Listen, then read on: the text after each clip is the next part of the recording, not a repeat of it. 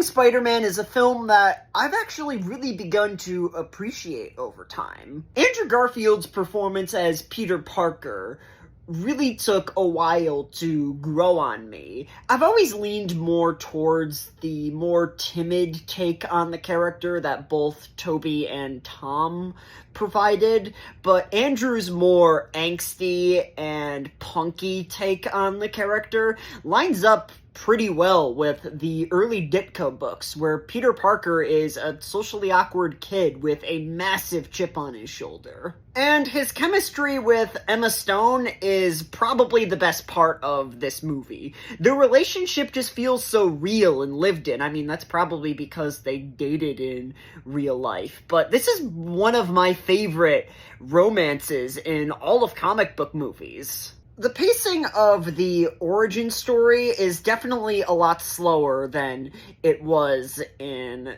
the first Raimi film. While I definitely prefer the tighter, more concise pacing of that film, I admire how this film tries to carve its own path. Now, ultimately, I think this film should have just skipped the origin, because that first Raimi film just did it so well. The one subplot I've never been a fan of was the one involving Peter Parker's parents. I feel it kind of completely misses the point of Spider-Man. Spider-Man isn't a chosen one type hero. He's an ordinary kid given extraordinary abilities, trying his best to do the right thing. The Lizard is also, unfortunately, a pretty weak villain.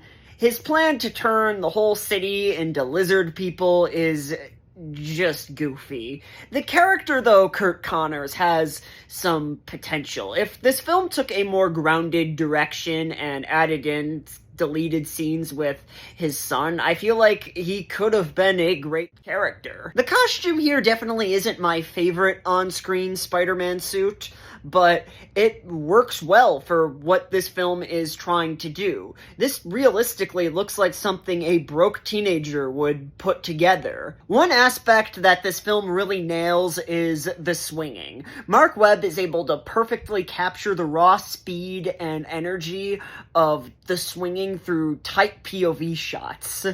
It's overall a flawed film, but it has heart to it.